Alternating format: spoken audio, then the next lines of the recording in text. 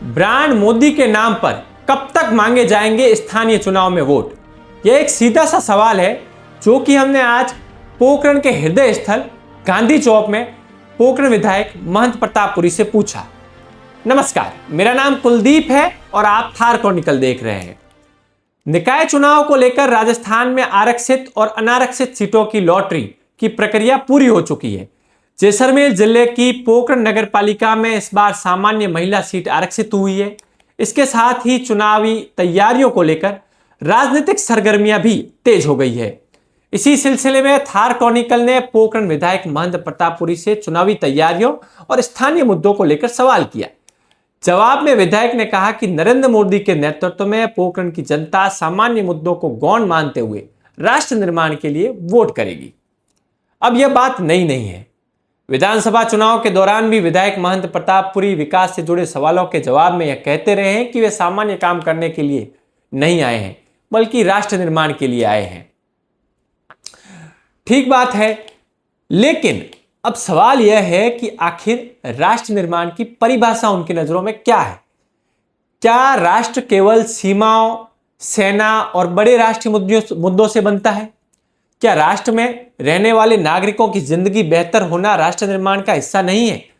अगर किसी शहर की सड़क टूटी हुई है, नालियां जाम है, सफाई व्यवस्था बदहाल है, पीने के पानी की समस्या है, स्ट्रीट लाइट नहीं है और नागरिक मूलभूत सुविधाओं के लिए परेशान है, तो क्या इन समस्याओं का समाधान राष्ट्र निर्माण में नहीं है? और अगर यह राष्ट्र निर्माण नहीं है तो फिर स्थानीय निकाय चुनाव में भी इस सवालों को पीछे रखकर नरेंद्र मोदी के नाम पर वोट मांगे जाएंगे, जैसा कि पहले चुनाव में हुआ है। यहां सवाल किसी एक पार्टी या व्यक्ति के खिलाफ नहीं, बल्कि जवाबदेही का है, जो जनता चाहती है। क्योंकि नगर पालिका का चुनाव सांसद का चुनाव नहीं है। यहां मतदाता अपने मोहल्ले की सड़क, नाली, सफाई, पानी, रोशनी और स्थानीय सुविधाओं के आधार पर प्रतिनिधि चुनता है। तो क्या इस बार पोखरण के मतदाताओं को इन स्थानीय सवालों का जवाब मिलेगा? थार क्रॉनिकल ने पोखरण विधायक से सीधा सवाल पूछा। क्या स्थानीय चुनाव में भी स्थानीय मुद्दों को दरकिनार कर राष्ट्र निर्माण और नरेंद्र मोदी के नाम पर वोट मांगे जाएंगे?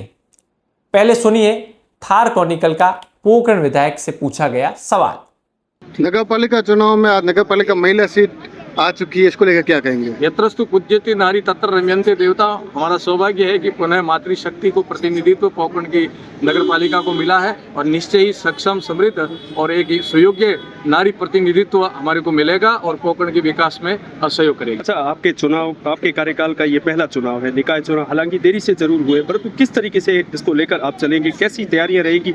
किन चीजों के ऊपर मुख्य फोकस रहेगा? जनता, मैं मानता हूं कि इस समय जागरूक है और जग चुकी है। जनता छोटे मुद्दों को नहीं लेकर के राष्ट्रीय मुद्दे, बड़े मुद्दे और देश और समाज के लिए हितकर जो होगा उसमें मतदान करें। क्योंकि मतदान ये सामान्य मतदान नहीं है, ये मतदान राष्ट्र की झोली में जाना चाहिए। राष्ट्र मजबूत हो और हमारा विकास निश्चय ही अपने आप होगा। इस समय भारत यदि चौथे पायदान पर खड़ा है तो मोदी जी के नेतृत्व में खड़ा है और ठीक मुझे विश्वास है पोखरण की जनता को, पोखरण की जनता ने जिस प्रकार विधायक के चुनावों में और सांसदों के चुनाव में मोदी जी के साथ खड़े रह करके इस मुख्य धारा में जुड़ करके देश के विकास में योगदान दिया, ठीक है। पोखरण नगर पालिका में भी चहुमुखी विकास के लिए भारतीय जनता पार्टी की सत्ता पक्ष है और मोदी जी केंद्र में है, तो इसी कड़ी में कड़ी जोड़ करके पोखरण को मजबूत करने में सहयोग करेंगे। आप सर राष्ट्रीय मुद्दों की बात कर रहे हैं, स्थानीय चुनाव है, स्थानीय चुनावों से राष्ट्रीय मुद्दों तक जाते हैं। तो नींव यही रखी जाती है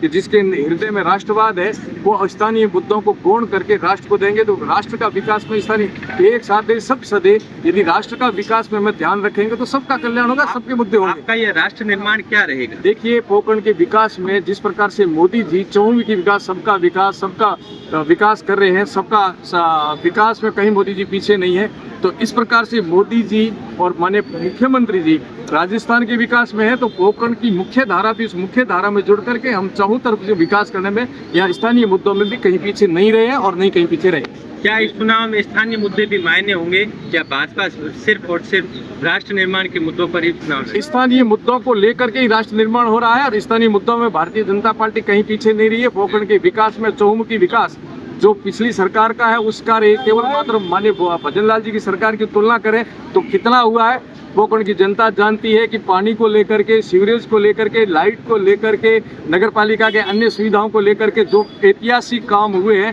पहले कई सरकारें आई, कई गई, नहीं हुआ जो एक माननीय भजनलाल जी के कार्यकाल में। इसलिए स्थानीय मुद्दों को ध्यान में रखें, राष्ट्रीय मुद्दों तक चलेंगे और निश्चय ही पोखरण का विकास होगा।